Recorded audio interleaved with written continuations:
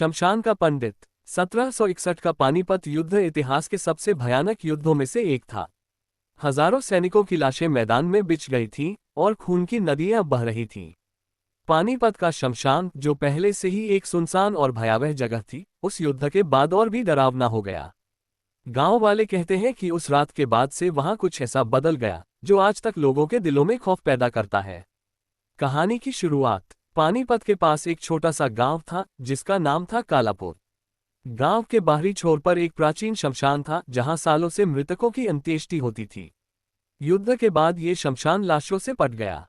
गांव वाले डर के मारे वहां जाने से कतराने लगे। लेकिन एक रात कुछ चरवाहों ने शमशान की ओर से अजीब सी रोशनी देखी। रोशनी के साथ साथ मंत्रों की आवाजें भी सुनाई दी, जैसे कोई यज्ञ कर रहा हो। जिज्ञासा और डर के मिश्रण में कुछ गांव वाले उस ओर गए। वहां उन्होंने एक पंडित को देखा जो हवन कुंड के सामने बैठा मंत्र पढ़ रहा था। उसका चेहरा काला पड़ चुका था और उसकी आंखें लाल रंग से चमक रही थीं, मानो उनमें आग जल रही हो। उसका शरीर धुंधला सा लग रहा था, जैसे वो पूरी तरह से इस दुनिया का नहीं था। गांव वाले डर के मारे भाग खड़े हुए। सुबह जब वे वापस लौटे तो ना तो पंडित था, न ही हवन का कोई निशान।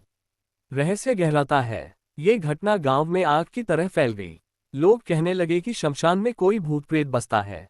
कुछ बुजुर्गों ने बताया कि वह पंडित कोई साधारण इंसान नहीं, बल्कि युद्ध में मारे गए किसी सैनिक की आत्मा हो सकती है जो शांति की तलाश में भटक रही है।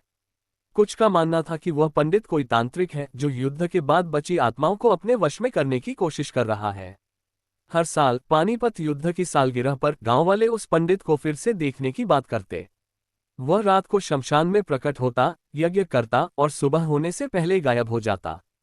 गांव के मंदिर में पूजा करने वाले पंडितों ने वहां यज्ञ और पूजा बंद कर दी, क्योंकि उनका मानना था कि यह कोई अपवित्र शक्ति है।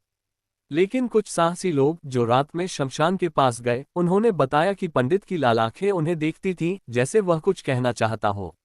एक साहसी की खोज। कालापुर में एक युवा लड़का था जिसका नाम था रघु।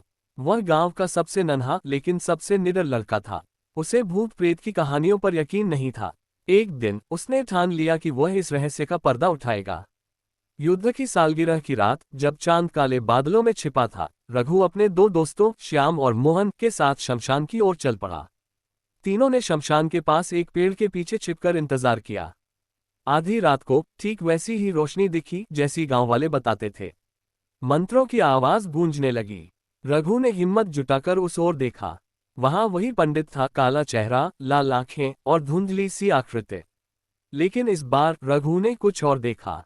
पंडित के आसपास हवा में कुछ छायाएं नाच रही थीं, जैसे आत्माएं जो यज्ञ की आग में खींची चली आ रही हो। रघु ने अपने दोस्तों को इशारा किया और धीरे धीरे पंडित के पास गया।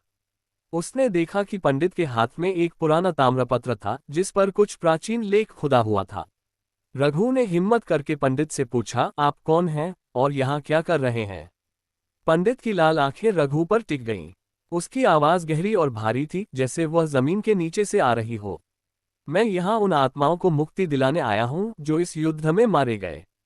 ये यज्ञ उनकी शांति के लिए है। लेकिन यह अधूरा है। रहस्य का खुलासा। पंडित ने बताया कि वह कोई भूत नहीं, बल्कि एक प्राचीन तांत्रिक था जो युद्ध के समय पानीपत में मौजूद था।